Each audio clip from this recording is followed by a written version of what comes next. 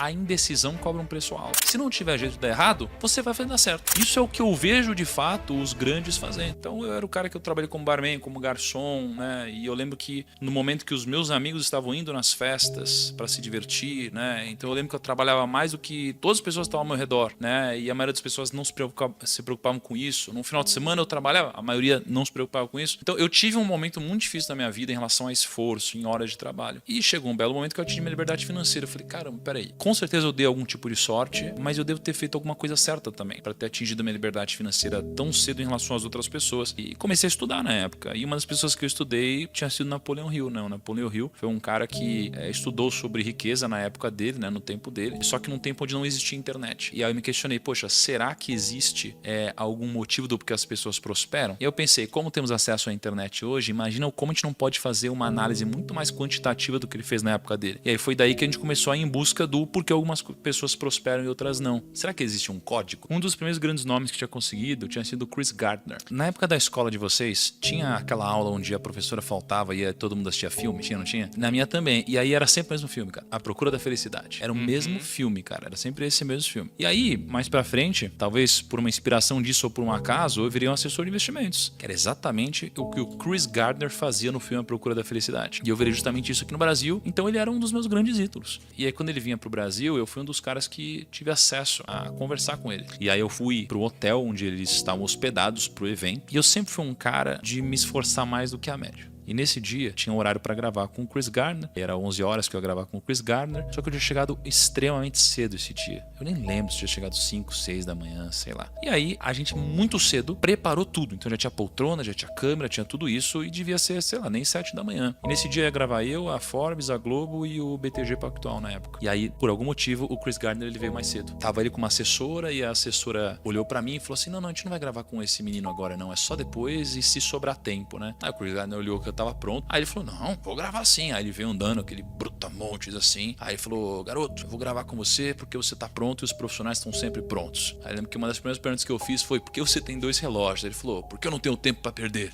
E foi muito legal. Acho que o principal insight que eu tive dele foi, there is no plan B, né? Não tem plano B. E todas as pessoas que eu conheço que de fato ficaram muito grandes, elas não ficaram grandes diversificando, elas ficaram grandes com uma grande porrada. Então pega todos os empreendedores, eles ficaram grandes com um grande empreendimento que deu certo, e não vários. O que eu percebi é que as pessoas, elas não devem diversificar o seu trabalho, mas devem diversificar o seu patrimônio, que são coisas diferentes. Isso. Os judeus, eles têm uma passagem que é a passagem quando eles ensinam como investir o capital. E aí eu decidi me aprofundar nisso. E aí eu liguei hoje pro Rabino Dudu, e aí ele pegou a Torá, e ele abriu lá. Cara, é uma loucura, assim. E aí ele começou a interpretar pra mim tudo isso, e os judeus, eles representam 0,2% da população, e eles têm eles têm quase 1,5% da riqueza mundial. Então assim, eles são muito ricos por cabeça, mais do que qualquer outra religião, né? E tem algum motivo do porquê eles são muito ricos. Quando a gente foi estudar os princípios, né, judaicos, pensa que os judeus, eles acreditam, né, que os primeiros 5 livros da Bíblia são o Pentateuco, e aí, além disso, você tem a Talmud, que é uma coletânea, né, de livros que falam sobre lei, ética, moral e etc. Um desses livros tem um capítulo específico onde conta-se uma história. E nessa história é muito interessante que diz o seguinte, eles estão falando sobre leis. Estava escrito o seguinte, se você deixa um dinheiro seu na mão de alguém para cuidar, e essa pessoa perde o dinheiro que você deixou na mão dessa pessoa para cuidar, essa pessoa, ela está certa ou errada em ter perdido o seu dinheiro? Tá? Então, olha que interessante. O livro fala que depende. Ele diz assim, ó, se eu deixei meu dinheiro com você e você foi negligente, então se você pegou o dinheiro e você deixou na mão de uma criança, ou você pegou, amarrou, jogou para trás aqui, e você perdeu o dinheiro, você é o culpado. Então, alguma coisa ruim tem que acontecer com você. Se você pegou esse dinheiro e você guardou da forma correta, mas alguém veio e te assaltou, você não é culpado. Se você fez tudo certo e você foi roubado, aí você não é culpado, tá? É isso que tá escrito lá. Só que aí, ele diz o seguinte, poxa, mas eu poderia ter dado esse dinheiro para uma criança. Em outras palavras, ele está dizendo assim, você poderia ter sido negligente. Mas o que mais eu poderia ter feito? Aí o rabino responde para ele, você poderia ter amarrado esse dinheiro na sua mão. Aí fala, amarrado esse dinheiro na sua mão? E aí depois ele explica o que é amarrar o dinheiro na sua mão. Ele diz, amarrar o dinheiro na sua mão seria como você pegar 1/3 do seu patrimônio e você enterrar embaixo da terra. 1/3 do seu patrimônio e você investir em negócios. E 1/3 do seu patrimônio e deixar deixar esse dinheiro não, e deixar essas posses abaixo da sua mão. Então ele diz basicamente que para o seu capital você deveria diversificá-lo dessas 3 formas: terras, negócios e posses que estejam abaixo da sua mão. Ou seja, real estate,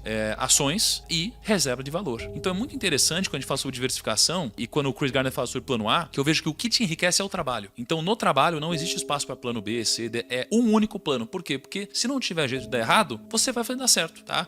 Agora, o fruto do seu trabalho, ele deve ser diversificado, ele deve ser amarrado na sua mão. Isso é o que eu vejo de fato os grandes fazendo. E até se a gente fizer um backtest dessa carteira de investimentos diversificada, né, dos judeus, de fato foram alguns dos maiores rendimentos da história. Isso aí foi escrito há 1800 anos atrás. A indecisão cobra um preço alto, né? Porque às vezes você fica assim, ó, não quero abrir mão disso, porque se der problema. Aí o fato de você não ter coragem de abrir mão disso te gera um problema onde você não teve coragem de abrir mão. E aí, você tem que abrir mão de alguma coisa, cara. O sacrifício é recompensador. Tipo, por exemplo, você trabalhou quantos anos como assessor sem ganhar nada até você, sei lá, vender o seu negócio e ganhar um bom dinheiro? Eu fui 7 anos assessor. Meus primeiros 2 para 3 anos eu não ganhei nada. Depois disso eu comecei a ganhar um dinheiro, mas eu reinvesti no próprio negócio e paguei dívidas da família. Então eu demorei 7 anos para ganhar meu primeiro grande dinheiro. Então você fez 7 anos de sacrifício pra realmente conseguir mudar, viver do jeito que você queria, basicamente. Isso, exatamente. E aí quando você pega os nomes que a gente conversou, todos que ganharam dinheiro, demoraram para ganhar dinheiro. Todos demoraram para ganhar dinheiro. Então quando a gente fala do código da riqueza, cara, existem algumas coisas em comum. Uma delas é você entender que primeiro você planta, depois você colhe. E hoje as pessoas, elas primeiro querem colher. As pessoas não têm coragem de abrir mão do que elas mais querem na vida delas. Na verdade, elas abrem mão do que elas mais querem na vida delas para colherem, né, o que é importante apenas nesse exato momento.